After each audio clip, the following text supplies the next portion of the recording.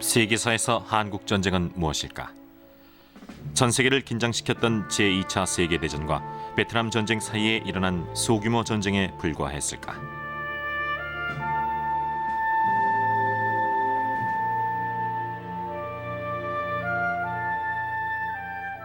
그러나 실상은 전혀 다르다. 아시아의 패권을 놓고 벌어진 피비린내 나는 전쟁이었으며 혹독한 추위와 지칠 줄 모르는 적에 맞서야 했던 처절한 전쟁이었다.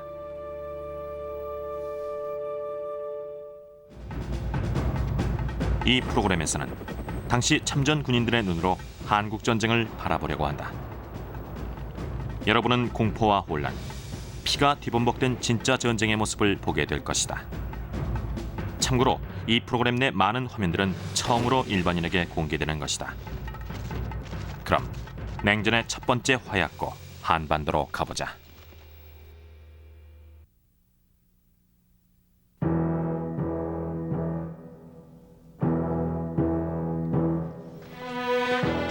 (1950년 4월) 한국전쟁이 일어나기 2달 전인 이때 한반도에는 이미 전쟁의 먹구름이 들이오기 시작했다. 남한의 한 사진사가 촬영한 이 처형 장면은 전쟁으로 치닫고 있던 남한과 북한의 대치 상황을 보여준다. 처형당하는 사람들은 북한에서 내려온 간첩들이다.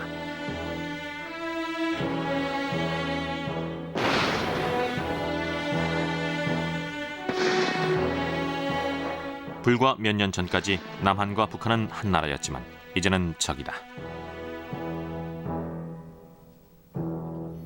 제2차 세계대전 후 싹트기 시작한 둘의 긴장관계는 당시 거의 폭발 직전이었다. 한국은 고요한 아침의 나라로 불리지만 실제 자연 환경은 험하고 과거 역사는 고난의 연속이었다. 한국이 위치한 한반도는 북태평양의 조그만 반도로 미국에서 만여 킬로미터 떨어져 있다. 특이한 점은 주변에 러시아와 중국, 일본, 세 강국이 버티고 있다는 것이다.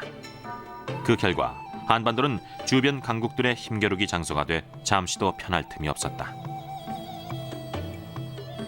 제2차 세계대전이 끝났을 때 한반도는 일본의 식민지 통치에서 막 벗어난 상태였다. 1945년 7월 포츠담 회담에서 미국과 소련은 한반도의 일본군을 공략하기 위해 각각 남쪽과 북쪽에서 진격해 들어가기로 했다. 그렇게 해서 미군과 소련군은 대략 한반도의 중간인 북위 38도선에서 만나게 됐다. 그리고 이 38선을 경계로 한반도를 분할 점령하기로 한다. 소련은 38선의 위쪽인 북한을, 미국은 아래쪽인 남한을 차지하게 된 것이다.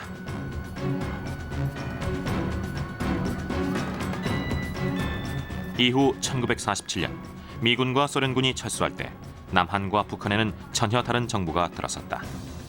북한에는 조선인민공화국이란 공산 정권이, 남한엔 이승만 대통령의 대한민국 정부가 수립됐다.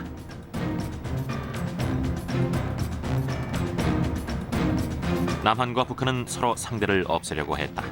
대립은 격화됐고 38선 부근에서는 이미 수차례 교전이 벌어졌다.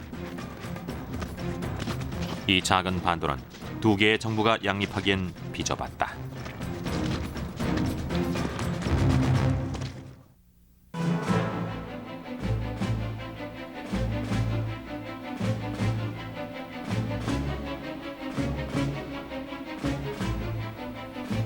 (1950년 6월 25일) 새벽 4시 북한군은 38선을 넘어 남한을 침략한다. 이전의 소규모 교전과는 차원이 다른 전면전이었다. 13만 5천 명에 달하는 북한의 인민군은 별다른 저항을 받지 않고 거침없이 남쪽으로 진격했다. 수적으로나 장비면에서 열세였던 남한의 국군은 저항다운 저항 한 번 못한 채 속수무책으로 당했다. 당시 남한의 전투력 열세에는 그럴 만한 이유가 있었다. 한국 전쟁 전에 이승만 대통령은 공공연하게 북침을 주장했다.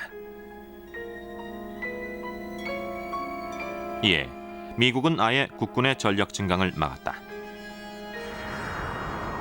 그런데 미국의 이런 전략이 남한을 위험에 빠뜨린 꼴이 됐다. 남한은 거의 맨손으로 북한의 탱크와 엄청난 화력에 맞서야 했다. 결국 전쟁 발발 이틀 만에 38선에서 50여 킬로미터 떨어진 서울이 북한에게 넘어가고 만다.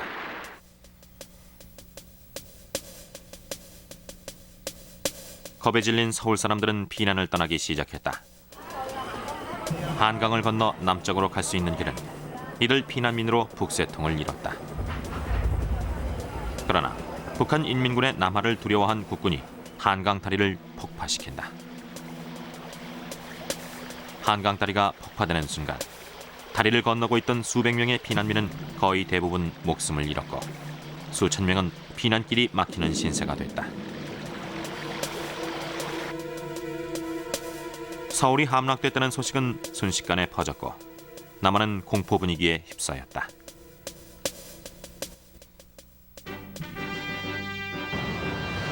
북한은 자신들이 남침할 경우 미국이 간섭하지 않을 것이라고 판단했다. 그런데 막상 전쟁이 벌어지자 미국은 예민하게 반응했다. 남한이 공산 정권에 넘어가면 다음은 일본 차례일지 모른다고 생각했다. 여론이 들끓자 당시 미국 대통령 트루먼은 우선 해 공군력을 이용해 북한군을 격퇴하라고 명령한다. 한국은 작은 나라이고 아주 먼 나라입니다. 그러나 그곳에서의 일은 온 미국민들에게 중요합니다.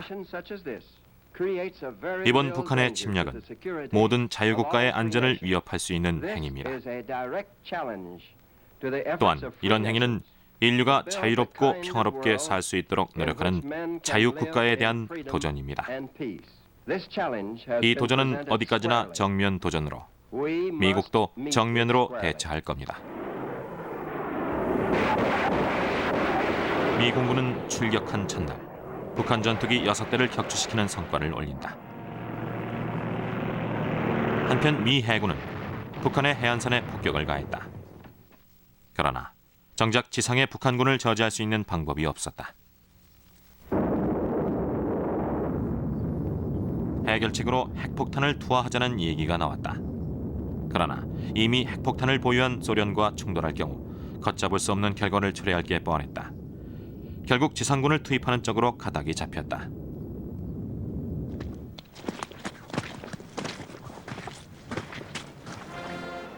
트루먼 대통령은 유엔에 국제경찰로서 북한을 저지해달라고 요청했다. 유엔이 무법적인 침략 행위를 저지하기 위해 즉각적으로 조치를 취하고 이 조치에 전 세계의 자유국가들이 즉각적으로 호응할 때 국가 간의 체계를 세우려는 인류의 노력이 결실을 맺을 것입니다.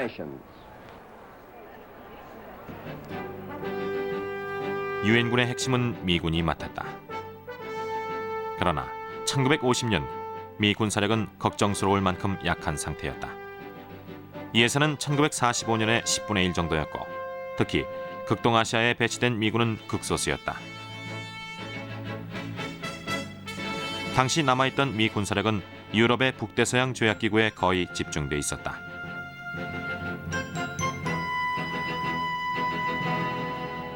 극동군 총사령관이자 제2차 세계대전의 영웅이었던 메가더 장군이 유엔군 총사령관으로 임명됐다.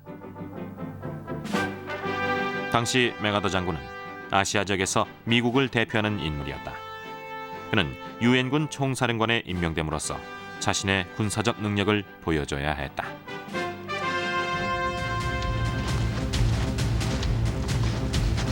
제일 먼저 급파된 스미스 중령의 특수임무 부대는 급박한 전쟁 상황을 온몸으로 느낄 수 있었다. 7월 초 스미스 특수임무 부대는 오산 부근에서 남쪽으로 진격하는 북한군을 발견했다. 즉시 산속에 숨었다가 북한군이 다가오자 가지고 있던 모든 화력을 동원해 저지 작전에 들어갔다.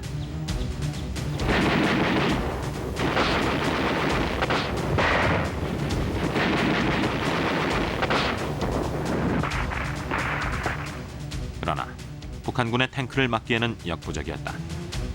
겨우 넉 대만 파괴했을 뿐 나머지 33대는 미군의 저지선을 뚫고 남하했다. 말하자면 미군은 적진 한가운데에 남겨진 꼴이 됐고 죽을 힘을 다해 빠져나와야 했다. 부대원들의 시체가 사방에 나뒹굴었고 부하 한 명이 복부에 총을 맞았죠. 그 친구가 고통스러워하는데 내가 할 수 있는 일은 머리를 쓰다듬어주는 것뿐이었어요. 이상 스미스 부대 대위 중이었습니다.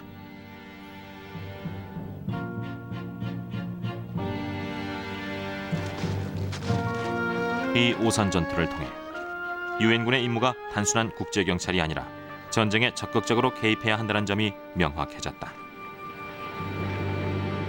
뒤이어 몇 주 동안 미 제8군 소속의 지원부대가 도착했지만 손바닥으로 강물을 막는 격이었다. 북한은 부산 근처까지 진격해 내려왔고 유엔군은 조금만 더 밀리면 바다로 뛰어들어야 할 형편이었다. 당시 유엔군의 전략은 북한군을 상대로 지연작전을 펴는 것이었다. 남진 속도를 둔화시키고 방어선을 구축하면서 시간을 벌려고 했지만 쉽지 않았다. 계속해서 북한군에게 밀려 후퇴를 거듭했다. 7월 20일 결국 금강전선마저 무너지고 남한은 한쪽 구석에 몰리게 됐다. 누가 봐도 유엔군의 참담한 패배였다.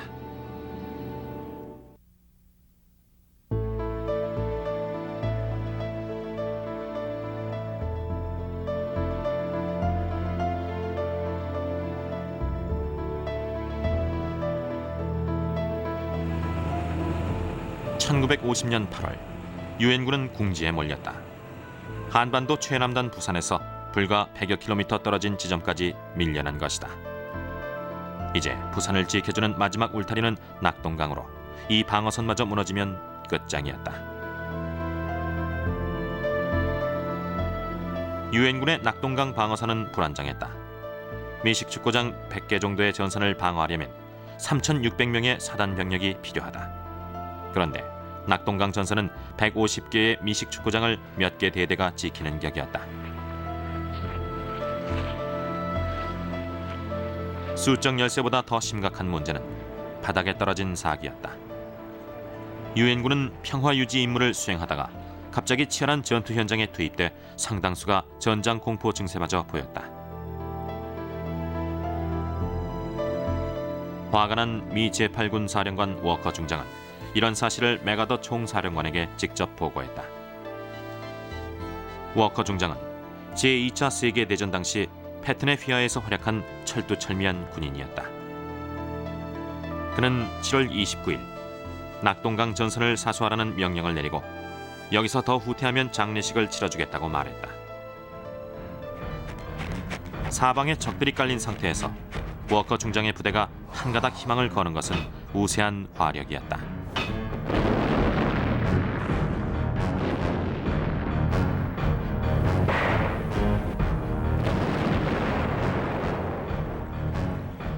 낙동강 방어선의 서남부에서 미 8군 25사단이 반격을 시도하는 동안 콜세어 전폭기가 북한군에 폭격을 가하며 적의 보급로를 파괴했다.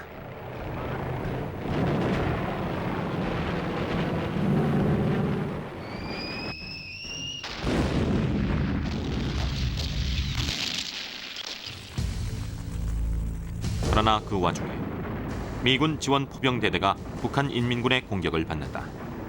피아가 뒤섞인 상황에서 미 포병대대는 무참하게 당하고 만다.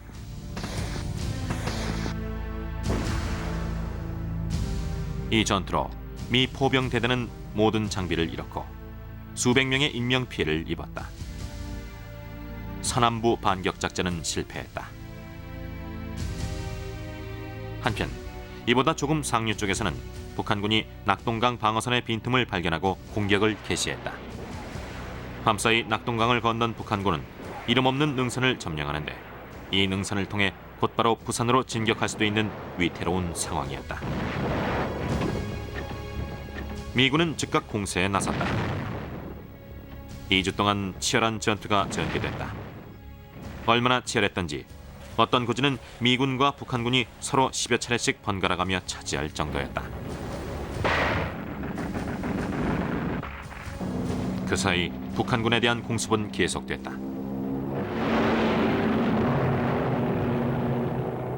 총격전이 끝나면 아군 전폭기의 공습이 시작됐습니다. 북한군은 비명을 질렀고 그 소리는 우리 귀에도 들릴 정도였죠. 비중대 플로이드 애킨스였습니다. 마침내 낙동강을 건너왔던 북한군을 격퇴시킬 수 있었다. 개전 이후 처음으로 북한군의 공세를 막은 것이다. 8월 중순, 유엔군은 효과적인 지상전 수행이 가능한 만큼의 병력을 보충할 수 있게 됐다. 부산항을 통해 프랑스, 터키, 태국, 에티오피아의 지원군이 도착했고 특히 영국을 비롯해 캐나다, 호주, 뉴질랜드 같은 영연방 국가에서 많은 지원군이 도착했다. 이들은 제2차 세계대전에 참전하기엔 너무 어렸고 이제 활약할 나이가 된 젊은이들이었다. 그런데 전쟁의 참상에 대해서 너무 모르고 있었다. 특히 미군들은 자신감이 지나쳐 보일 정도였다. 부산은 마치 대학생들의 동창회 날 같았습니다. 들뜬 분위기였죠. 주눅든 모습은 없고 다들 당당했어요. 마치 걱정하지 마, 우린 미 해병대야 라는 것 같았죠. 탐 깊은 소위였습니다.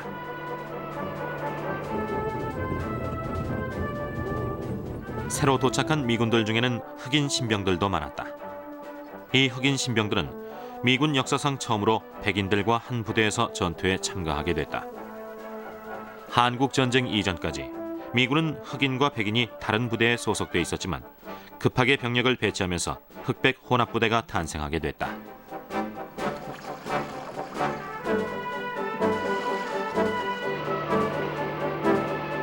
전쟁터에서 피부색은 중요하지 않았다. 이들은 전투 중에도 휴식 중에도 잘 뭉쳤다.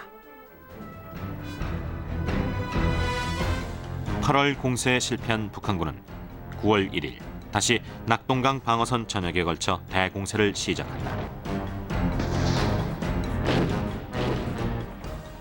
그러나 북한군은 지칠 대로 지친 데다 보급로가 차단돼 공세를 오래 유지할 수 없었다.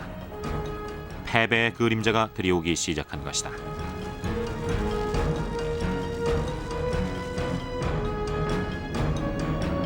마침내 유엔군이 반격을 할 때가 됐다. 그리고 그 반격의 장소는 메가더 총사령관이 알고 있었다.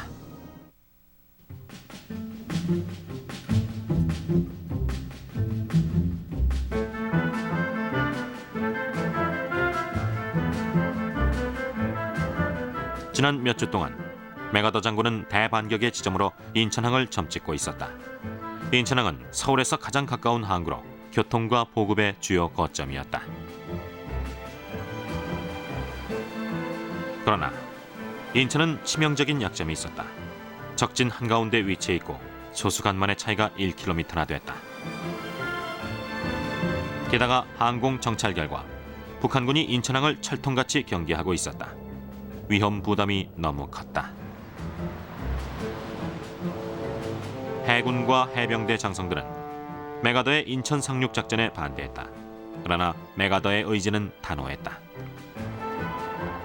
이 작전의 타당성에 대해 나는 추호의 의심도 없으며 성공할 가능성도 높다고 본다. 또 한 발 더 나아가 이것이야말로 적으로부터 주도권을 빼앗을 수 있는 유일한 희망이며 결정타를 입힐 수 있는 기회다. 인천항 점령은 북한군에게 정신적인 타격이 될 것이다. 반면 유엔군에게는 사기를 높이고 전쟁의 주도권을 잡는 계기가 될 것이 분명했다. 또 인접한 김포 비행장과 40km 거리의 서울을 공략하기도 적당했다. 그러나 좁은 해안에 상륙해 곧바로 도시를 공략해야 하는 만큼 쉽지 않은 작전이었다. 작전이 성공하려면 보통 군대로는 어림없었다. 메가더 총사령관은 인천 상륙 작전을 위해 제10군단을 편성한다. 육군과 해병대, 해군으로 구성된 이 군단은 부산을 떠나 인천으로 향했다. 한 참전 군인은 당시를 이렇게 회상했다. 부산항을 떠나자마자 인천항의 조수관만에 대한 브리핑이 있었습니다. 그렇게 조수관만의 차가 큰 곳에서 작전을 수행하긴 처음이었죠. 또 그런 대규모 상륙 작전도 처음이었고요. 9월 15일 새벽이 밝아오는데 만만치 않을 거란 느낌이 들었습니다. 미 해군 소속 조지 길먼 소위였습니다. 인천 상륙작전은 전략을 짜는데 어려움이 많았다. 썰물일 때 수심이 너무 얕아서 대형 군함의 기동이 쉽지 않았기 때문이다. 그래서 상륙작전을 밀물 시간에 맞춰 두 단계로 나눠야 했다. 아침 밀물 시간에 인천항 입구에 위치한 월미도를 확보한 다음 저녁 밀물 시간에 인천항을 공략하기로 했다. 작전 개시 닷새 전 월미도에 폭격을 가해 적을 무력화시키기 시작했다.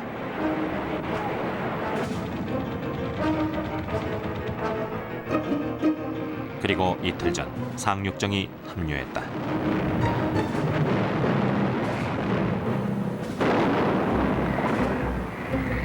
드디어 9월 15일 새벽 미 10군단은 월미도 공략에 들어갔다.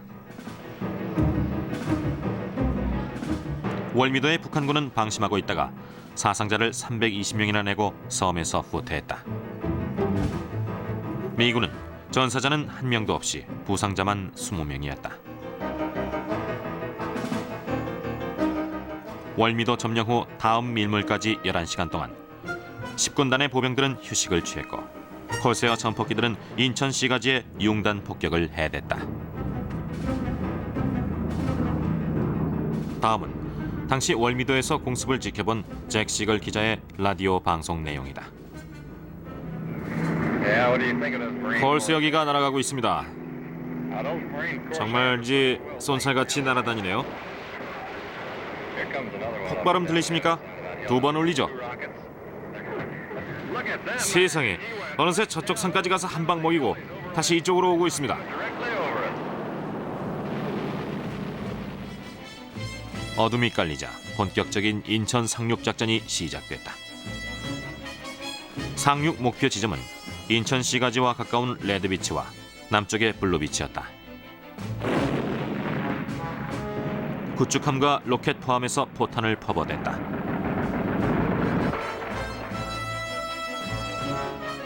상륙정들은 속속 해변으로 향했다.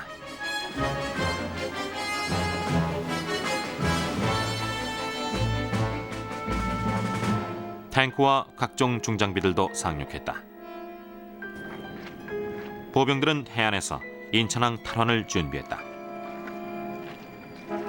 작전 개시 1시간 30분 만에 레드비치를 완전 장악하고 인천 시가지로 들어갔다.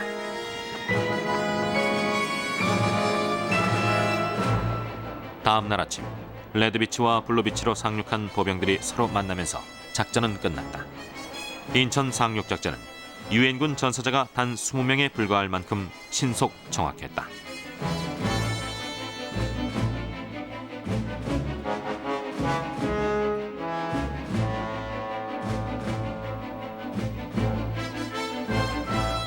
메가더 총사령관의 도박은 성공했고 그 성공에 가장 기뻐한 것은 그 자신이었다. 그러나 전쟁은 이제부터 시작이었다.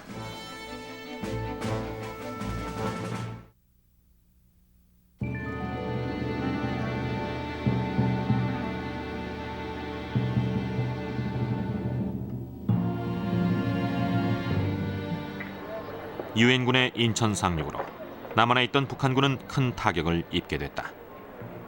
당시 북한군은 낙동강 전선에서 총력전을 펼치고 있었고 유엔군의 인천 상륙은 전혀 예상치 못했다.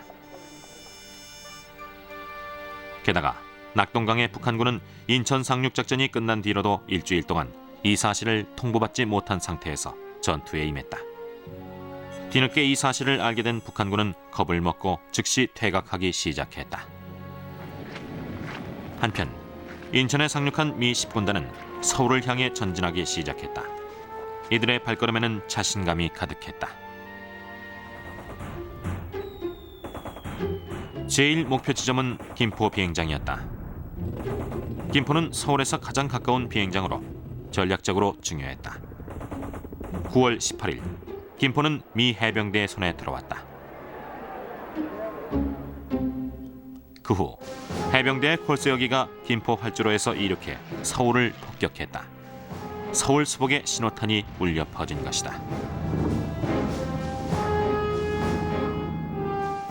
서울 수복 작전은 세 갈래로 나뉘었다.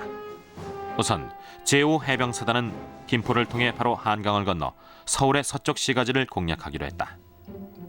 한편 제1 해병사단은 서울 남부의 교외 지역을 점령하고 서쪽 시가지에서 제5 해병사단을 만나기로 했다. 마지막으로 낙동강 방어선에 미 육군 제7사단이 올라오면서 동쪽에서 발생할지 모르는 북한군의 증원을 차단한다.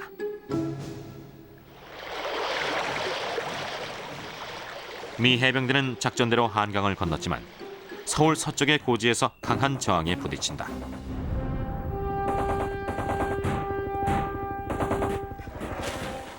북한 인민군은 꿈쩍도 하지 않았고 치열한 접전으로 미 해병대는 큰 타격을 입었다. 포대와 전투기가 사흘 동안 지원 사격을 했다. 또 화염 방사기까지 동원됐다.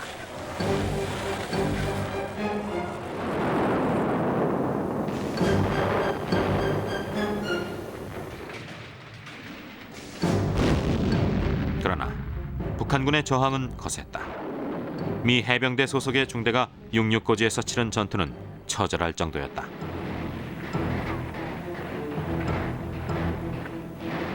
이 해병 중대는 참호 속의 북한군을 상대해 총검을 들고 백병전까지 치러야 했다. 포연이 거쳤을 때 중대 병력 206명 가운데 33명만이 살아남아 승리의 기쁨을 맛봤다. 한편 서울 남동쪽에서는 미 육군 제7사단이 북한군을 쫓으며 올라오고 있었다. 9월 22일 북한의 전차 대대를 격퇴시켰고 서울에서 남동쪽으로 30여 킬로미터 떨어진 수원 비행장을 확보했다. 김포와 수원 비행장에서 이륙한 전투기들은 지상군의 서울 전진에 힘을 실어줬다.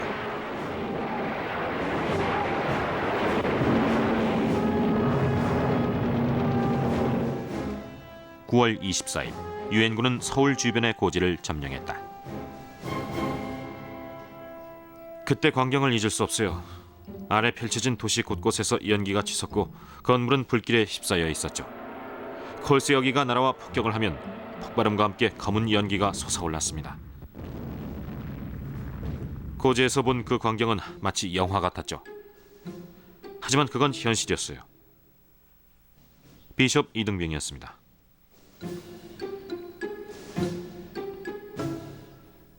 다음 날인 9월 25일 북한군은 서울에서 퇴각하고 3개월 만에 서울은 수복됐다.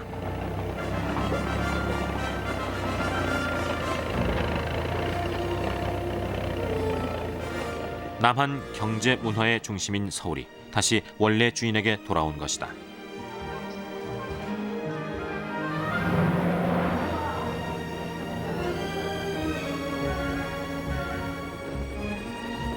(9월 29일) 이승만 대통령과 메가더 총사령관이 참석한 서울 수복 기념식이 거행됐다. 이 기념식은 전 세계의 유엔군의 국제 경찰로서의 위상을 알리는 자리이기도 했다. 그러나 기념식 중간에도 멀리 저격병들의 총성이 들려 위험이 완전히 사라지지 않았음을 경고했다.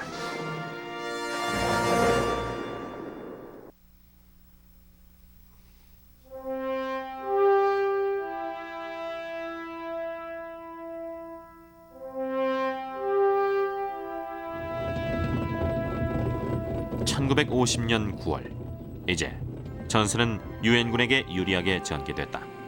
마치 노르망디 상륙작전 후 연합군의 모습을 보는 것 같았다. 우선 목표는 38선까지 진격해 예전의 군사 분계선을 회복하는 것이었다. 마침내 10월 1일 남한의 국군 사단이 제일 먼저 38선에 도착했고 그 여세를 몰아 계속 북진했다. 일주일 뒤에는 유엔군도 38선에 도착해 북진 명령을 기다렸다.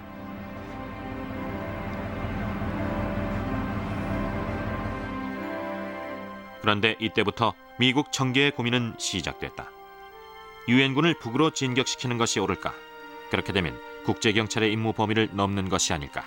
결정은 쉽지 않았다.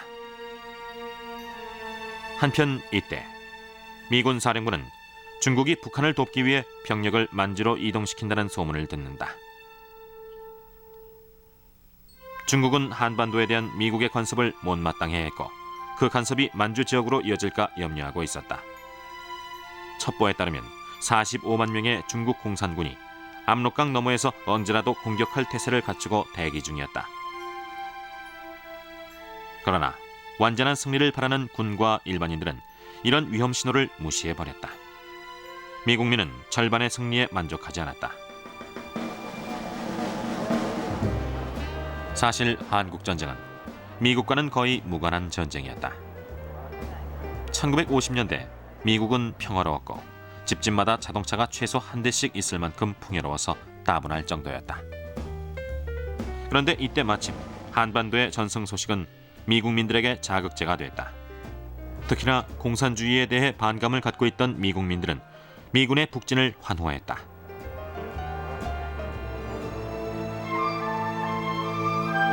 전쟁터가 북한으로 옮겨지면서 남한 사람들은 일상생활로 돌아갔다. 결혼식과 장례식도 치르고 시장도 열렸다. 또 지난 넉 달 동안 전쟁이 남긴 상처를 복구하면서 이승만 대통령이 늘 다짐했던 한반도의 통일을 기대했다. 그 기대는 오랜 세월 외세의 간섭과 침입에 시달렸기 때문에 더욱 간절했다. 한국은 과거 때로는 중국, 때로는 일본, 때로는 러시아의 간섭을 받는 수모를 겪었다. 심지어 이들 나라의 지배를 받기도 했다. 그 가운데서도 중국은 1000년이 넘게 한반도에 영향력을 행사했다. 그래서인지 두 나라는 불교와 벼농사를 짓는 등 문화적으로 비슷한 점이 많다.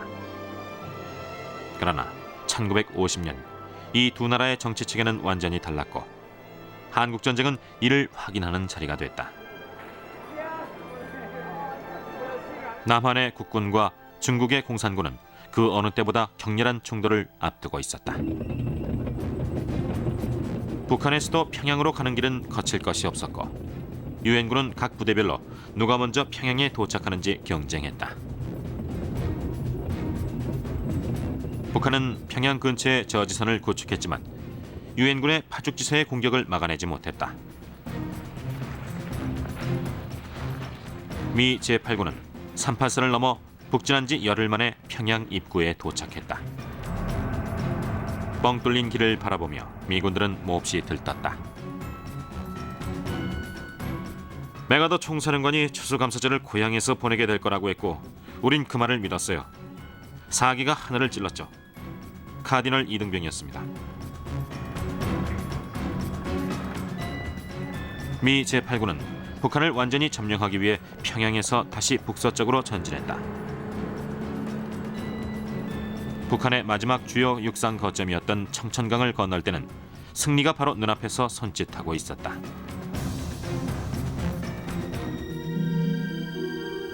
그러나 건너편에서 이들을 기다리는 것은 100여 구의 미군 시체였다. 궁지에 몰린 북한이 최후의 발악으로 미군 포로들을 죽인 것이다. 10월 24일 유엔 결의안에 따라 메가더 총사령관은 압록강까지 진격할 것을 명령한다. 완전한 승리가 곧 손에 잡힐 듯했다. 그러나 압록강에서 이들을 맞이한 것은 완전한 승리가 아니었다. 수십만 명의 중공군이었다.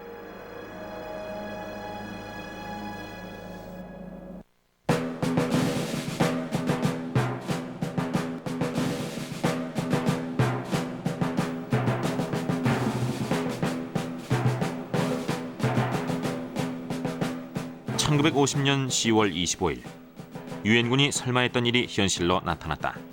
압록강으로 진격하던 유엔군 앞에 갑자기 셀 수 없이 많은 중공군이 모습을 드러낸 것이다.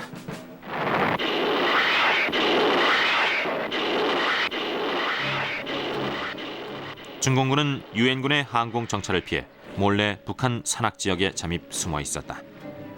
이들의 기습 공격에 유엔군은 속수무책으로 당했다.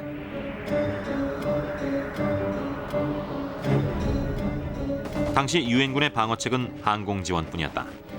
사방에서 몰려나오는 중공군에 맞서 필사적으로 싸웠지만 대부분 전사하고 만다.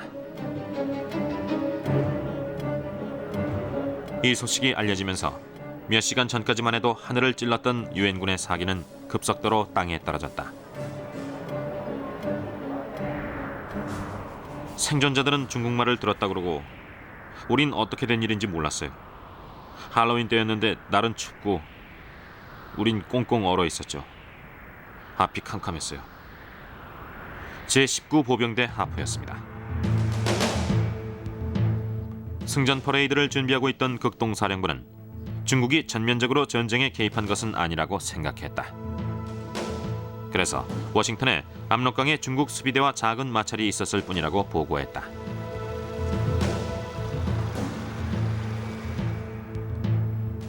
그러나 워커 중장은 불안한 기분이 들었다. 휘하 부대원들을 전부 청천강까지 후퇴시킨 다음 상황을 다시 알아보라고 지시했다. 그런데 일순간 중공군이 자취를 감춰버렸다. 산속으로 들어가 숨어버린 것이다.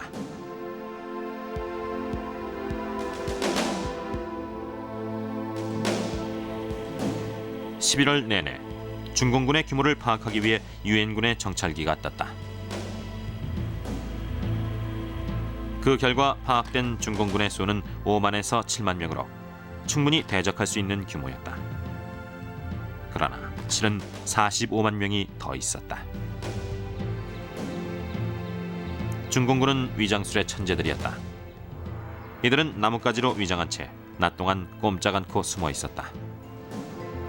그러면 아무리 정찰기가 위에서 자세히 관찰해도 중공군의 모습을 찾아내기가 힘들었다. 그렇게 11월도 거의 지나가고 유엔군은 크리스마스엔 고향에 갈 수 있을 것이라고 기대했다. 중공군이 잠잠하자 11월 24일 메가더 총사령관은 재전진을 명령한다. 서부전선은 미8군이 맡았다. 이번엔 단 한 대대도 낙오되는 일이 없길 바라며 압록강으로 전진했다.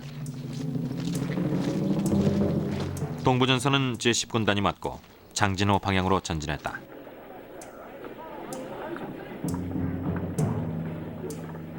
첫날의 성과는 그다지 나쁘지 않았다. 조금이지만 모든 부대가 고루 전진했다. 그러나 다음 날 전세는 뒤집어졌다.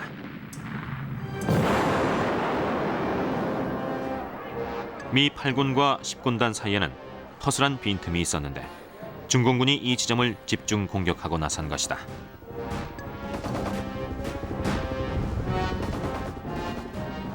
유엔군의 전선은 두 동강이 나고 말았다.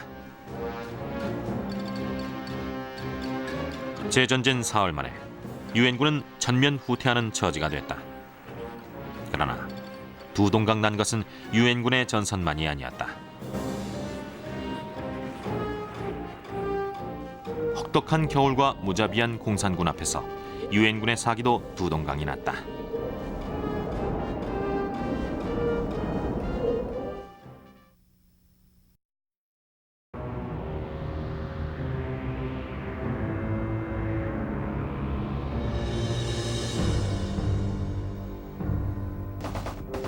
(1950년 11월) 말 유엔군은 고전을 면치 못하고 있었다.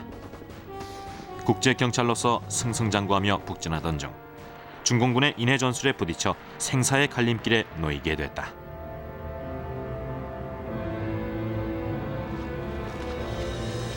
서부전선의 제8군이 격전을 치르는 동안 동부전선의 제10군단은 장진호로 북상 중이었다. 장진은 북한의 고산지대에 위치해 있어 11월 말인데도 추위가 살을 애는 듯했다. 수온지가 영하 40도까지 내려갔고 시속 60km의 강풍은 체감온도를 더욱 떨어뜨렸다.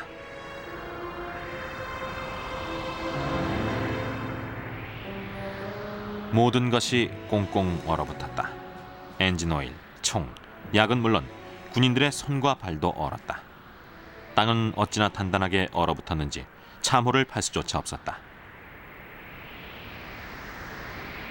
몸을 따뜻하게 할 수 있는 방법은 눈싸움뿐이었다. 추수감사절을 보내기에 결코 이상적인 곳은 아니었지만 장병들은 현실을 받아들였다. 추수감사절날 칠면조와 기타 음식이 나왔어요. 그런데 얼어버릴까봐 빨리 먹어야 했죠. 소스와 감자가 맨 처음 얼었어요. 후다닥 먹어치웠죠. 총알은 여전히 머리 위를 날아다녔고요. 의무병 데이비스였습니다. 추위와 적의 공격으로 미 제1해병사단의 고생은 말도 못했다. 군인들은 몇 주째 옷도 갈아입지 못했고 먹는 것도 부실했으며 영하의 추위로 잠도 거의 자지 못했다. 그러나 해병대 정신으로 전열을 정비하고 11월 27일 대공세에 나선다. 하지만 이미 서부전선의 유엔군이 밀리고 있는 가운데 이들의 운명은 밝지 못했다.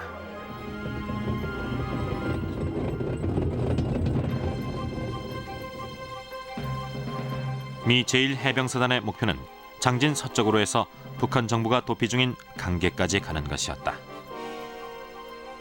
당시 유엔군은 4지점에 주둔 중이었다. 우선 최전선은 장진호 북쪽의 유담리로 해병대 2개 연대가, 두 번째 지점은 장진호 서쪽으로 3,000명의 미 해병대가 주둔했다.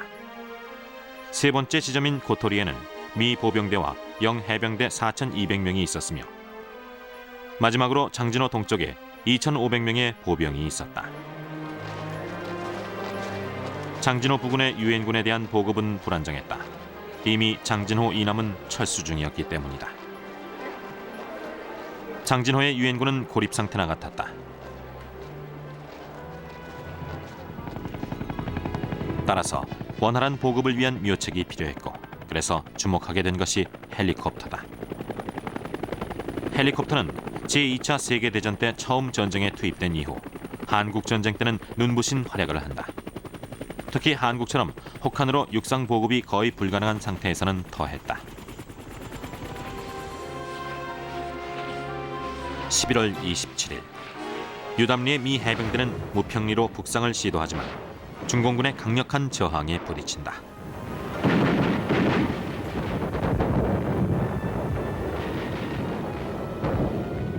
이에 즉시 미 해병대는 공세에서 수세로 작전을 바꾸고 유담리로 후퇴해 중공군의 공격에 대비한다. 그리고 다음 날인 11월 28일 중공군 6개 사단 병력이 유담리를 공격한다. 이후 4월 동안 치열한 전투가 계속됐다. 미 해병대는 모든 화력을 동원해 중공군에 맞섰다.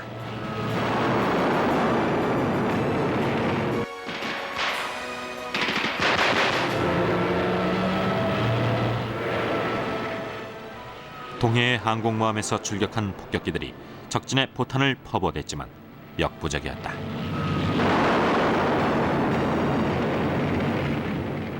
중공군이 미 해병대를 겹겹이 포위한 상태였고 살기 위해서는 이 여러 겹의 포위망을 하나씩 돌파해야 했다.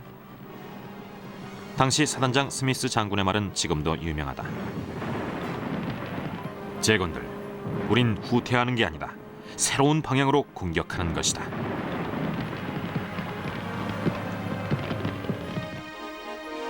한편 장진호 동편의 상황은 이보다 더욱 나빴다.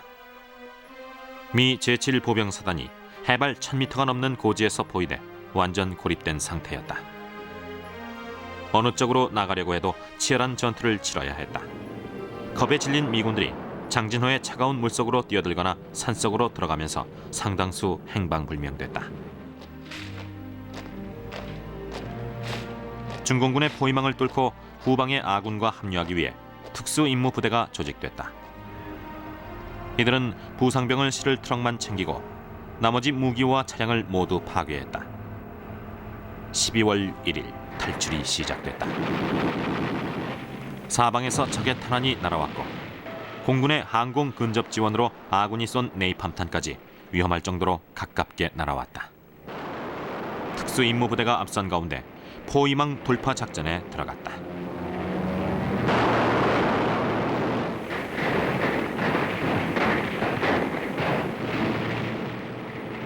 포위망을 뚫고 나오던 제7보병사단은 중공군이 들끓는 마을에 도착한다.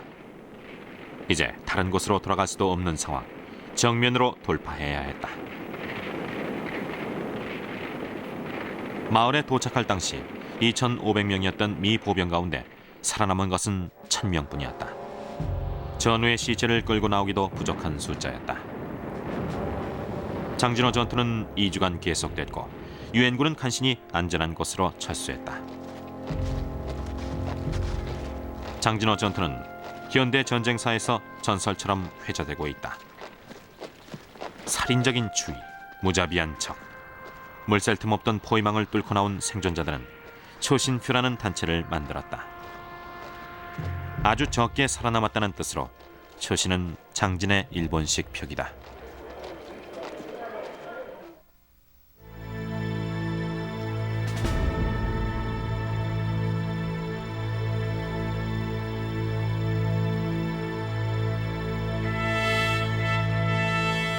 (1950년 11월) 맥아더 총사령관은 유엔군이 무너지는 것을 애통한 마음으로 지켜봤다. 그는 한국전쟁이 자신의 마지막 전쟁이라는 걸 알고 있었다. 그런데 거의 손안에 들어왔던 승리가 연기처럼 사라진 것이다. 맥아더의 실망감은 무척 컸고 그 화살은 트루먼 대통령에게 돌아갔다. 트루먼은 맥아더가 중국으로 진격하지 못하게 막았다. 미국 전투기가 중국 전투기를 쫓아 중국 영토에 들어갈 수 없도록 했으며 전선에 투입하는 인원과 장비도 제한했다.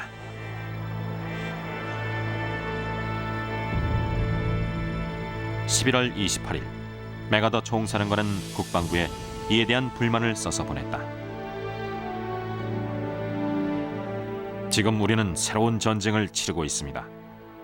선전포고도 없이 끼어든 중국과의 전쟁을 치르고 있습니다.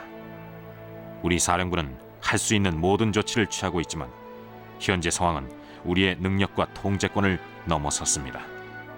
맥아더 총사령관.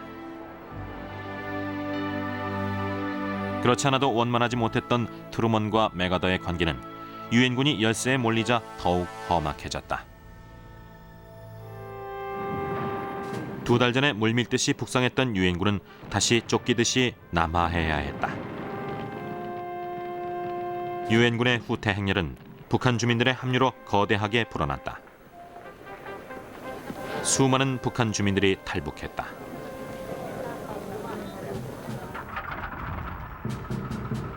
이들이 탈북을 결심한 데는 비행기를 통해 뿌려진 전단지의 영향이 컸다.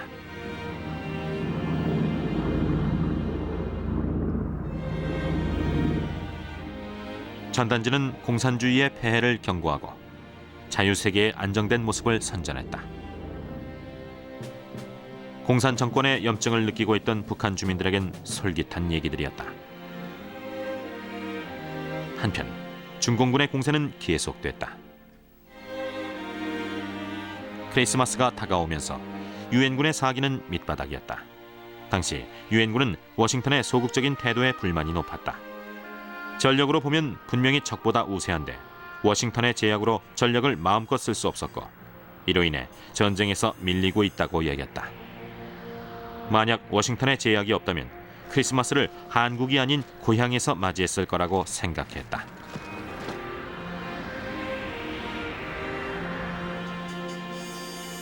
엎친 데 덮친 격으로 크리스마스 이틀 전 미 제8군 사령관 워커 중장이 차량 사고로 죽는다. 낙동강 사수명령을 내리면서 여기서 더 후퇴하면 장례식을 치러주겠다던 그가 먼저 장례식을 치렀다. 후임으로 리즈웨이 장군이 부임했다. 리즈웨이는 맥아더 총사령관의 전승 의지와 워싱턴 정가의 신중론을 모두 이해하는 사람이었다. 그는 제2차 세계대전 당시 공수사단장으로 전투 현장에서 싸운 한편 워싱턴의 국방부에서도 일했기 때문에 어느 한쪽에 치우치지 않고 중도적이었다. 한국에 도착한 리즈웨이 장군은 유엔군의 침체된 분위기를 보고 친구에게 이런 편지를 썼다.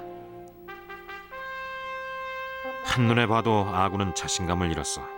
눈빛에도 발걸음에도 자신감이 없고 병장부터 위에 장군에 이르기까지 모두 침체돼 있네. 활기 넘치는 군대의 모습, 공격성 같은 건 전혀 찾아볼 수가 없어. 리즈웨이 장군. 반면 중공군의 공세는 꺾일 줄 몰랐다. 새해가 시작될 무렵엔 38선을 넘어 서울을 압박해오기 시작했다. 리즈웨이 장군은 서울 북쪽에 약간의 방어 병력만 남기고 모두 한강 이남으로 후퇴할 것을 명령한다. 방어 병력을 남긴 건 잠시 적의 공세를 늦추려는 의도였다. 중공군 7개 군단이 곧바로 서울을 향해 진격해왔고 유엔군은 또다시 열세에 몰렸다.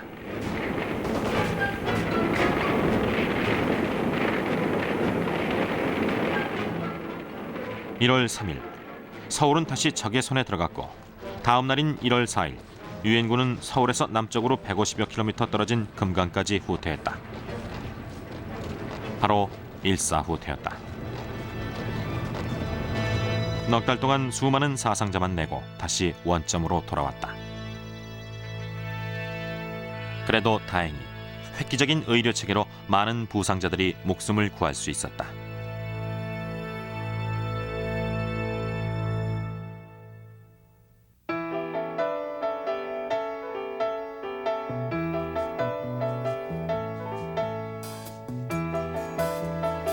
많은 미국인들은 한국 전쟁하면 11년 동안 CBS에서 인기리에 방영됐던 시트콤 시리즈 메시를 떠올린다. 메시는 이동 육군 외과병원의 영어 약자로 쉽게 말해 기동성을 갖춘 야전병원이다. 실제 한국 전쟁 중의 야전병원은 시트콤 메시의 웃기고 신나는 야전병원과는 달랐다.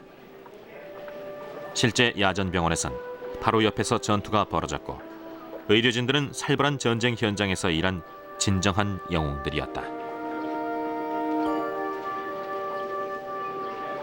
야전병원은 한국전쟁 때 일대 변신을 한다. 이때부터 전투 현장 바로 옆에 설치됐고 언제라도 이동할 태세를 갖추게 됐다. 역사상 전투 현장과 가장 가까운 야전병원이 탄생한 것이다. 부상당한 지 2시간 30여 분 만에 병원 침대에 누워 있을 수 있다니 정말 놀랍네요. 전투지와의 거리가 얼마나 되죠? 15km쯤 됩니다. 이 야전병원은 38선과 1차죠. 정말입니까? 수술실은 북한 땅, 수술 준비실은 남한 땅이죠. 수술실이 북한 땅, 준비실이 남한 땅이라고요? 각 야전병원은 신속한 구조를 위해 헬리콥터가 배치돼 있었고 고급 의료진과 첨단 의료 장비도 갖췄다.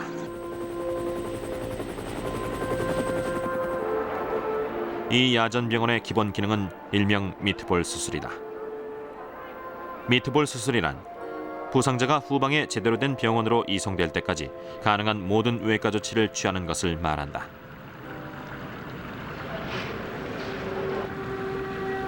또 야전병원은 시간에 대한 철칙이 있었다. 부상당한 지 1시간 이내에 야전병원에서 치료받을 수 있도록 하는 것이었다. 이를 위해서는 신속한 수송수단이 있어야 했다. 한국은 지형이 험해서 차량과 기차보다는 헬리콥터 수송이 더 적당했다. 헬리콥터와 야전병원의 활약으로 수많은 부상병들이 생명을 건질 수 있었다. 덕분에 한국전쟁의 부상병 소생률은 제2차 세계대전보다 25% 높았다. 또 이런 형태의 야전병원은 베트남전과 걸프전의 전례가 됐다.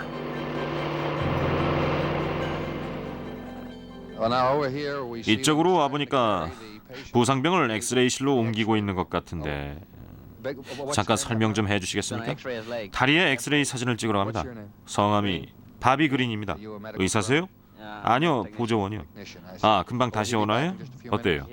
예, 몇 분이면 끝나요. 여기 야전병원은 뭐든 참 빠르네요. 30분 안에 수술을 결정해야 되니까요. 어쩌다 전투가 없을 때의 야전병원은 시트콤 메시의 야전병원처럼 여유가 있었다. 여자 의료진들도 남자들과 함께 부상병을 치료했다. 1951년 후반 전쟁이 소강 상태를 보이자 배구를 하는 모습도 볼 수 있었다. 기다리는 시간을 때우기엔 그만이었다. 그러나 일단 부상병들이 들어오기 시작하면 의료진들은 바쁘게 움직였다. 80시간 동안 쉬지 않고 수술을 하는 일도 있었다. 이들이 사흘 동안 하는 수술은 일반 병원에서 1년 하는 수술보다 더 많았다. 의료 행위의 기준도 조금 달랐다. 우리의 목표는 부상병을 어떻게든 살려서 후방으로 보내는 것이었습니다. 물론 부상병의 손가락이나 팔, 다리도 중요하지만 생명을 구하기 위해 잘라야 할 때는 잘랐죠. 우리는 다리 한쪽을 구하느라고 뒤에서 기다리는 부상병의 생명을 위태롭게 할 수 없었습니다. 후커 군의관이었습니다. 한국 전쟁 중 야전병원의 활약은 눈부셨다. 유엔군이 전쟁을 수행하는 데 든든한 힘이 되어줬다. 부상병들은 야전병원에서 임시 치료를 받고 나면 후방의 병원으로 이송됐다. 한편 부상이 경미한 장병들은 다시 전선으로 나갔다. 중공군의 공세가 계속되고 있어 한 명의 장병이라도 아쉬운 상황이었다.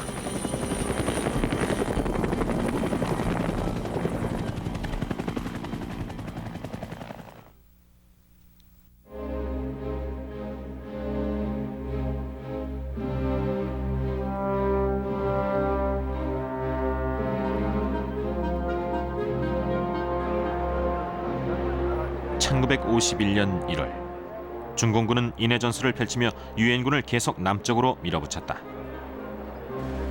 그러나 그 기세는 오래가지 못했다. 전선이 넓어지고 보급이 원활하지 못한 상태에서 중공군의 공세는 힘을 잃고 있었다. 리즈웨이 장군은 곧 반격할 날이 오고 있음을 확신했다. 사실 저는 중국의 지도자 모택동이 왜 이 전쟁을 계속하는지 전혀 이해할 수가 없습니다. 이 정도 우리하고 싸워봤으면 스스로 느낄 때도 됐다고 봅니다. 현재 중국의 능력으로는 한반도에서 우리 미국을 절대 이길 수 없다는 것을 말이죠. 계속 이런 식으로 나오면 정말로 본때를 보여줄 생각입니다. 리즈웨이 장군은 특수임무부대를 조직해 중공군의 동태를 알아오도록 지시했다. 특수임무부대는 적진으로 침투했다. 그런데 금강에서 수원까지 올라가는 동안 이렇다 할 중공군을 만나지 못했다. 또한 정찰기들은 적군이 남진을 하는 대신 북진하고 있다고 보고해왔다. 납득할 수 없는 상황이었다. 적의 사정이 무엇이든 리즈웨이 장군은 반격을 결정한다. 공산군을 서울에서 몰아낼 작전을 짜기 시작했다. 1월 25일 작전명 천둥번개가 떨어졌다. 유엔군이 대반격을 시작하자 공산군은 뿔뿔이 흩어졌고 단 며칠 만에 힘들이지 않고 인천과 김포 비행장을 탈환했다. 2월에 들어서자 한강까지 진격해 강 건너로 서울을 볼 수 있게 됐다. 5개월 전의 상황이 되풀이되고 있었다. 유엔군은 공산군이 물러나는 이유를 알지 못했지만 이 기회를 최대한 이용해야 한다고 생각했다. 리즈웨이 장군은 나폴레옹의 다음 말을 인용했다. 마을은 신경 쓰지 말고 포로들만 데려와라. 리즈웨이 장군은 점령 지역을 넓히는 것보다 중공군에게 타격을 입히는 데 중점을 뒀다. 그의 판단으론 한국 전쟁은 유엔군의 화력과 중공군의 인해 전술의 대결이었다. 그런데 이때 양쪽 다 예상치 못한 변수가 생겼다. 폭우가 쏟아져 사방이 물바다와 진흙탕으로 변했다. 양쪽 다 꼼짝할 수 없게 됐다. 같은 상황에서도 더 큰 타격을 입은 쪽은 중공군이었다. 폭우와 미군의 폭격으로 보급이 끊겨 식량 배급이 제대로 이루어지지 않은 것이다. 흔히들 군대는 배가 차야 싸울 수 있다고 하는데 중공군은 그렇지 못했다. 반면 유엔군의 식량 배급은 원활했다. 게다가 닷새 동안의 휴가가 실시된 덕분에 유엔군의 사기는 한껏 올라갔다. 미군은 최전선의 보병들에게 닷새 동안의 일본 휴가를 실시했다. 장병들은 실컷 먹고 자고 놀며 꿀맛 같은 휴가를 즐겼다. 그리고 100% 충전돼 전쟁터로 들어왔다.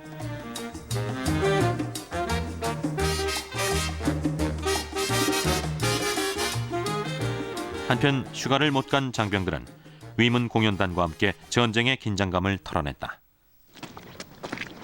1951년 3월 1일 활기를 되찾은 유엔군은 한강을 건너 서울을 되찾기 위해 다시 공세를 펴기 시작했다. 유엔군의 집중 포격에 공산군은 퇴각하고 서울은 다시 유엔군에게 넘어왔다.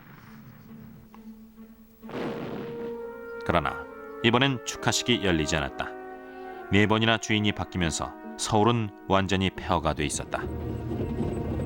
유엔군은 계속 북진했고 3월 말엔 38선에 도착했다. 그러자 6개월 전의 상황이 그대로 재현됐다. 어디까지 북진할지를 놓고 격론이 벌어진 것이다. 트루먼 대통령은 정전 협상을 원했다. 첫 번째 실패를 보고 한국 통일은 오판이며 또다시 북진하면 괜한 미군들의 목숨만 잃는다고 생각했다. 맥아더 총사령관의 생각은 달랐다. 그는 중국 전체로 해상 봉쇄령을 확대하고 중국 본토에도 공습을 가해야 한다고 주장했다. 이에 격분한 트루먼 대통령은 4월 11일 맥아더 총사령관을 전격 해임한다. 이러한 조치를 취하게 되어 저도 안타깝기 그지없습니다. 맥아더 장군은 미국의 가장 위대한 군 지휘관입니다. 그러나 지금은 맥아더라는 개인보다 세계의 평화가 더 중요합니다. 맥아더의 해임은 급작스러웠고 이로 인해 트루먼 대통령의 인기는 추락했다.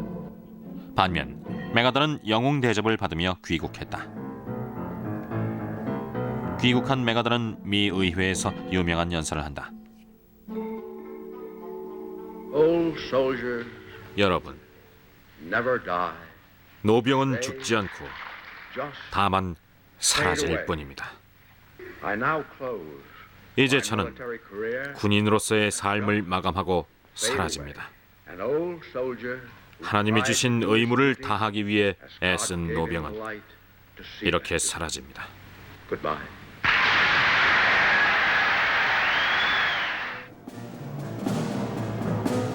맥아더는 사라졌지만 전쟁은 계속됐다. 리즈웨이 장군이 극동사령부 총사령관으로 임명됐고 벤플리트 장군이 제8군 사령관이 됐다. 벤플리트는 노르망디 상륙작전에 사단장으로 참전했으며 철저한 반공주의자였다. 그는 아군의 목숨이 아니라 포탄을 쓰겠다며 화력의 증강을 요구했다.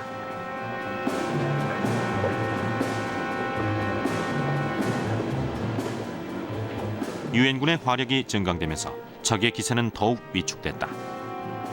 중공군이 대거 철수하고 있는 것처럼 보였다. 그러나 항공정찰기의 보고를 분석한 결과 중공군은 제2의 공세를 준비하기 위해 집결 중이었다. 그러나 이번엔 유엔군도 대비책이 있었다.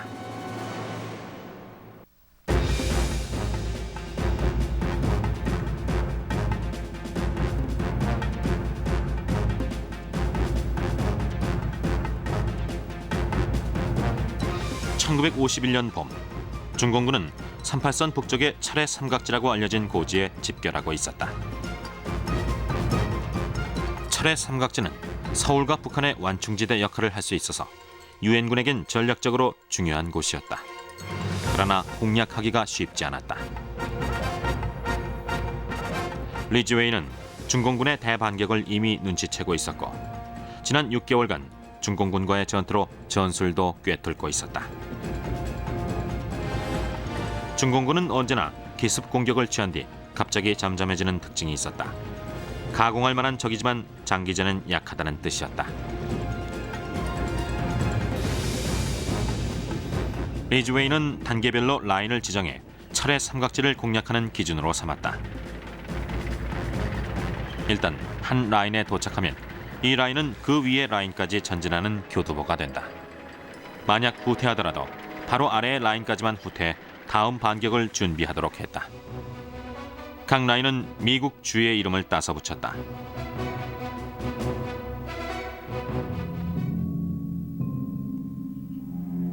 미 8군은 얼마 전 아이다호 라인과 38선 바로 위쪽의 캔자스 라인까지 점령했다.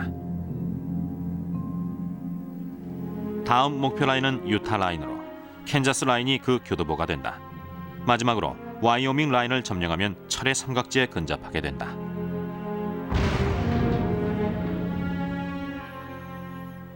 후퇴하건 전진하건 유엔군의 목표는 적을 많이 사살하는 것이었다.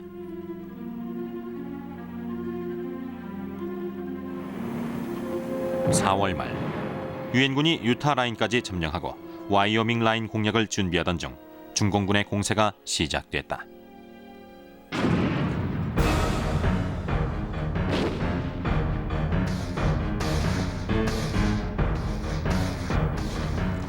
(4월 22일) 남한의 국군이 지키고 있는 중부전선에 중공군의 공격이 가해졌다. 중공군은 또다시 유엔군의 전선을 두 동강 내려고 했다. 그러나 이번엔 리즈웨이가 정해놓은 라인이 있었다. 미 제8군은 캔자스 라인으로 후퇴해 방어 자세를 취했다. 더 이상의 후퇴는 없었다. 일주일 동안 적은 보급도 제대로 받지 못하면서 한반도라는 작은 땅덩어리를 위해 엄청난 인명피해를 입게 됐다. 그리고 중공군은 다시 언제나처럼 쥐죽은 듯이 잠잠해졌다. 미군이 예상한 그대로였다. 2주 뒤 중공군은 다시 공세를 취했다. 그러나 이미 벤플리트는 대비책을 세워두고 있었다. 중공군을 향해 일제히 포탄을 퍼부어댔다.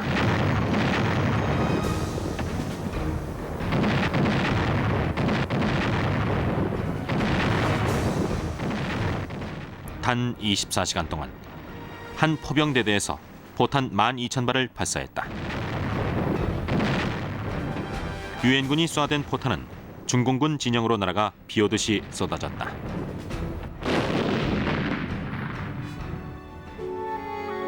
이 포격으로 중공군 사상자는 35,000명이나 됐지만 유엔군의 사상자는 900명에 그쳤다. 이 포격이 바로 벤플리트 포격이다. 벤플리트는 아군의 목숨이 아니라 포탄을 쓰겠다는 다짐을 지킨 것이다. 유엔군의 화력이 중공군의 인해 전술을 무너뜨렸다. 6월 유엔군은 와이오밍 라인까지 올라갔다. 중공군이 전쟁에 개입한 이후 가장 북쪽까지 올라온 것이었다. 수천 명의 전쟁 포로와 수톤의 무기도 압수했다. 그리고 마침내 철의 삼각지 공략을 시작했지만 적의 철통 같은 저항에 부딪힌다.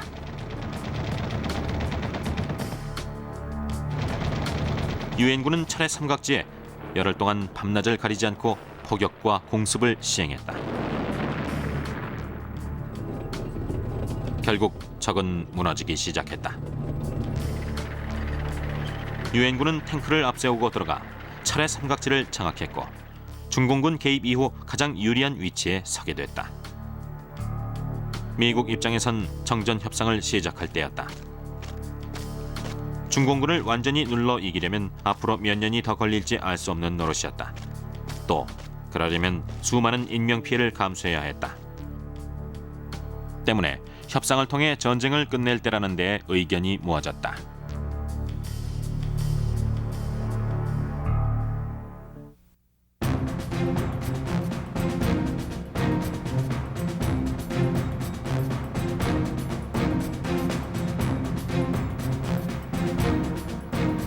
(1951년 6월) 말 유엔은 공산 측에 정전 협상을 제안한다. 그리고 이틀 뒤 공산 측이 이 제안을 수락한다. 평화의 기운이 싹트기 시작했다. 초기에 정전 협상은 개성에서 열렸다가 곧 판문점으로 옮겨진다. 빨리 끝날 것이라는 애초의 기대와 달리 정전 협상은 전쟁만큼이나 힘들었다. 가장 큰 걸림돌은 양측 모두 자신들이 이 전쟁에서 이겼다고 생각한다는 것이었다. 서로 상대의 양보만 고집했다. 유엔군은 군사 분계선을 현재의 전선으로 정하자고 한 반면 공산 측은 전쟁 이전의 38선으로 하자고 요구했다. 또 공산 측은 전쟁 포로를 포로 본인의 뜻에 관계없이 일괄 송환하자고 했다. 하지만 공산 측은 대부분의 유엔군 전쟁 포로를 죽인 뒤였다. 10만여 명의 유엔군 전쟁포로 가운데 살아서 돌아온 사람은 13,000명에 불과했다. 극적으로 살아 돌아온 유엔군 전쟁포로들은 고문과 극심한 배고픔이 계속됐던 악몽 같았던 포로 생활을 털어놨다. 중공군은 이들을 세뇌하고 재교육해서 공산주의자로 전향시키려고 했다. 또 총을 겨누고 강제로 미국에 반대하는 라디오 방송을 하도록 했다. 포로 수용소에서는 의약품이 없어서 아파도 치료를 할 수 없었다. 수많은 유엔군 전쟁 포로들이 정신 이상 증세를 보이거나 굶어 죽었다. 반면 공산군 전쟁 포로의 수용소 생활은 그 정도로 비참하진 않았다. 이들은 유엔군 경비병보다 동료 포로를 더 무서워했다. 공산군 포로들은 반공산주의자와 친공산주의자로 양분됐고 이 양측 간의 충돌로 사상자가 생기는 일이 심심찮게 일어났다. 그러면 공산 측은 정전 협상에서 이 일을 꼬투리 삼아 물고 늘어졌다. 양측은 서로 양보하지 않았고 정전 협상은 여러 차례 중단됐다. 그리고 정전 협상이 지지부진한 동안 전선에서의 긴장감은 높아갔다.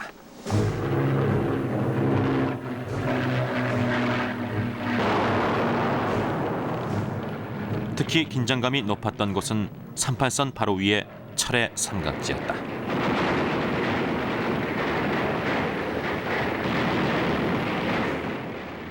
(1951년부터) 53년 전쟁이 끝날 때까지 이 부근에선 뺏고 빼앗기는 접전이 수없이 반복됐다.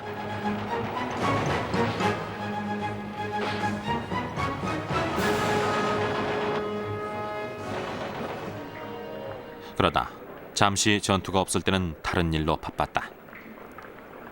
다음 전투를 위해 고지를 튼튼히 정비해야 했다.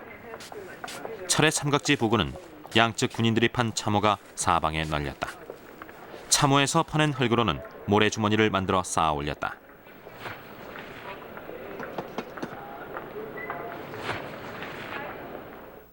이렇게 쌓아 올린 고지에서 유엔군은 공산군을, 공산군은 유엔군을 주시했다. 시간이 남으면 사진을 찍기도 했다.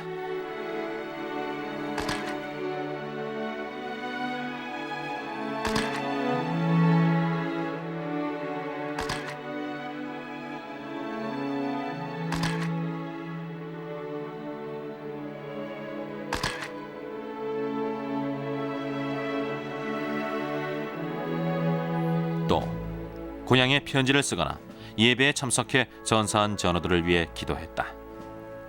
그러나 자신들을 위한 기도는 하지 않았다. 죽은 전우들을 위해 기도했고 내가 죽게 되면 고통 없이 빨리 죽게 해달라고 기도했죠. 하지만 살려달라는 기도는 하지 않았어요. 나만 살려달라고 기도하는 건 이기적이니까. 카치 이등병이었습니다.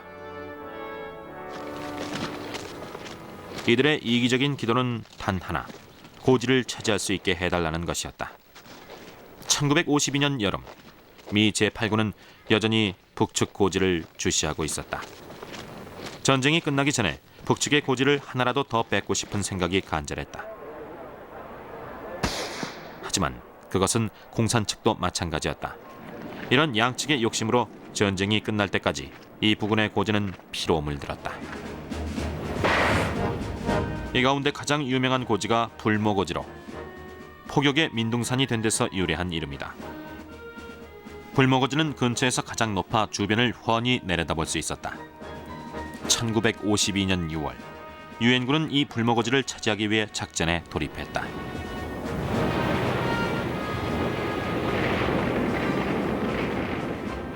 보병부대가 적의 포탄이 쏟아지는 가운데 간신히 불모고지를 점령했지만 곧 중공군에게 빼앗기고 만다.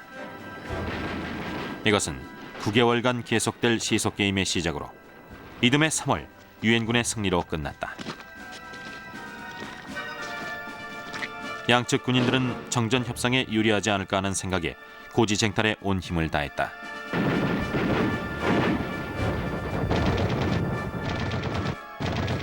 그러나 정전 협상은 계속 제자리 걸음이었다. 유엔군은 만족할 만한 협상 결과를 끌어내기 위해 공산 측을 더 압박할 필요를 느꼈다. 그래서 생각해낸 방법이 전투기를 이용한 공습이다.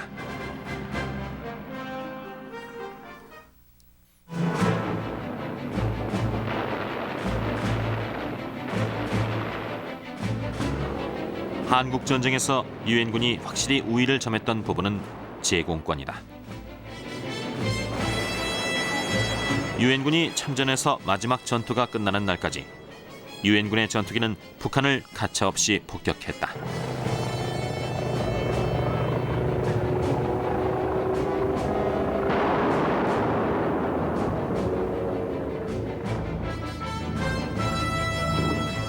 유엔군의 전투기는 대부분 제2차 세계대전 때 활약한 기종으로 대표적인 예가 B-29 슈퍼 포트리스다.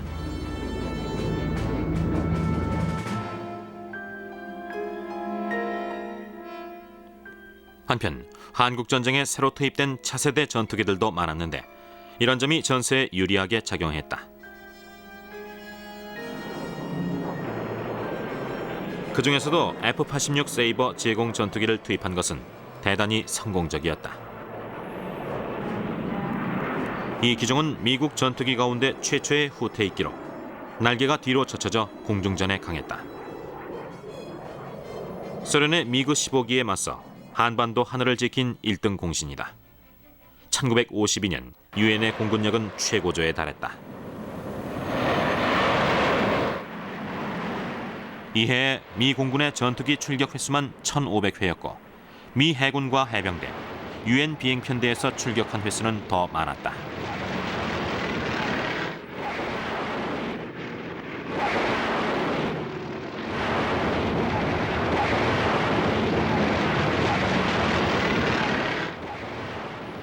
(1952년) 여름 유엔군의 전투기가 북한 상공을 위협했다. 정전 협상에서 공산 측을 밀어붙이기 위해서였다. 유엔 전투기는 북한의 압록강까지 올라갔다. 압록강 주변은 북한의 산업시설들이 몰려있는 곳이다. 또 한편으론 중국과의 국경선이기도 해서 중공군 전투기의 역공을 조심해야 했다. 그러나 이런 위험에도 불구하고 6월 23일 유엔의 폭격기는 압록강 주변의 핵심 산업시설에 폭격을 가했다.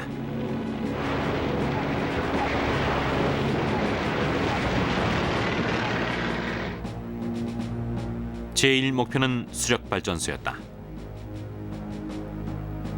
세이버기가 중공군의 미거기를 감시하는 동안 폭격기가 수력발전소를 명중시켰다.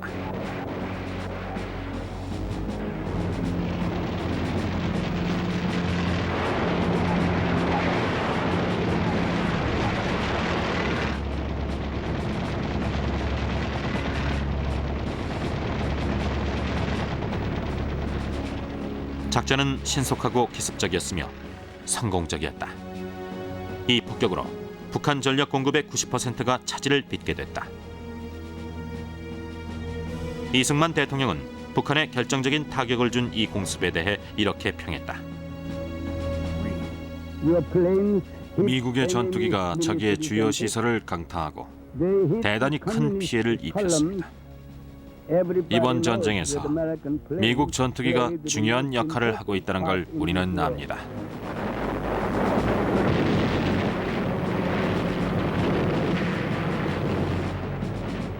그러나 공산군은 이런 치명적인 공습에도 여전히 뻣뻣하게 나왔다. 공습으로 유엔이 정전 협상에서 유리한 입장에 서게 됐지만 충분치 않았다. 뭔가 결정적인 한 방이 필요했다.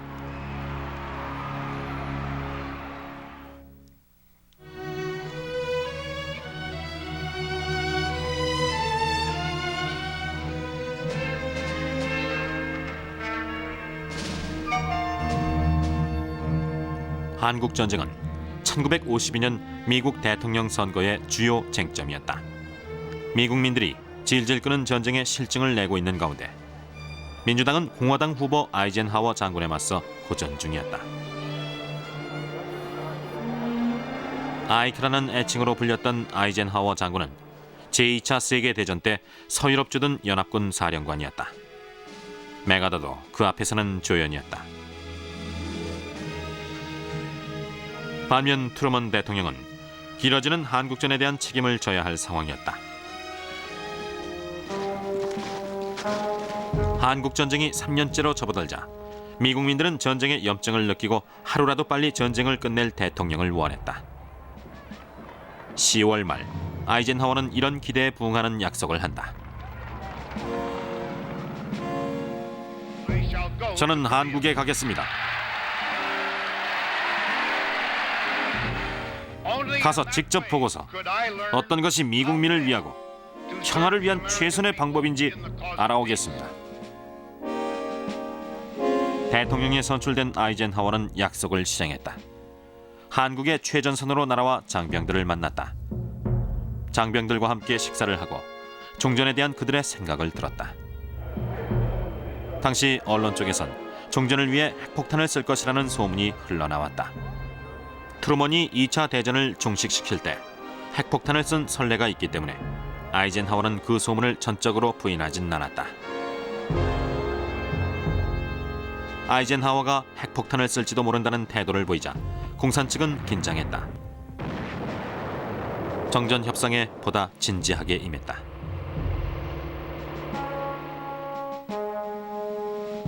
아이젠하워의 대통령 취임 석 달 뒤 중국에서 전쟁을 끝내고 싶다는 뜻의 편지를 보내왔다. 그러나 전쟁을 끝내기는 시작보다 더 어려웠다. 정전 협정이 모양을 갖추는데 다시 넉 달이 걸렸다. 전방의 양측 군인들은 종전이 눈앞에 다가오자 가능한 더 유리한 상태에서 전쟁을 끝내기 위해 분발했다. 치열한 고지 쟁탈전은 마지막까지 계속됐다. 1953년 7월 27일 전쟁이 시작된 지 3년을 넘기고 드디어 정전협정이 체결됐다. 이전의 38선 대신 새로운 휴전선이 생겼고 그것은 유엔 측의 작은 승리였다. 그러나 전방의 포문은 그로부터 12시간 뒤 협정의 효력이 발생하는 순간까지 불을 뿜었다. 그리고 모든 게 멈췄다. 한국전쟁 3년 동안 300만 명이 넘는 사상자가 발생했다. 군인은 물론 민간인들까지 다치고 죽고 행방불명됐다. 고요한 아침의 나라는 쑥대밭이 됐다.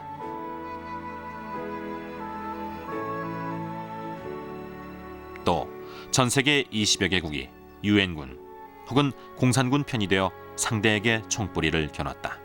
한반도라는 좁은 땅에서 벌어졌지만 세계대전이나 다름없었다. 한국전쟁으로 시작된 공산권과 자유진영 간의 전쟁은 이후 40년간 계속됐다. 그리고 그 긴 냉전은 끝났지만 한국전쟁은 끝나지 않았다. 남한과 북한은 지금도 휴전선을 사이에 두고 서로를 노려보고 있다. 1950년 이후 달라진 것이 거의 없다. 현재 한국은 전 세계에서 유일한 분단 국가다.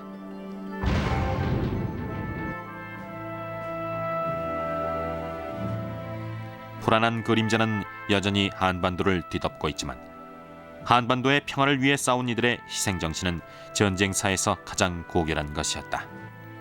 이들은 좌절의 시기에 용기를, 냉담의 시기에 신념을, 도저히 감당할 수 없을 것 같은 역경의 시기에 불굴의 의지를 보여줬다. 우리는 이 용감한 군인들에게 감사해야 할 것이다.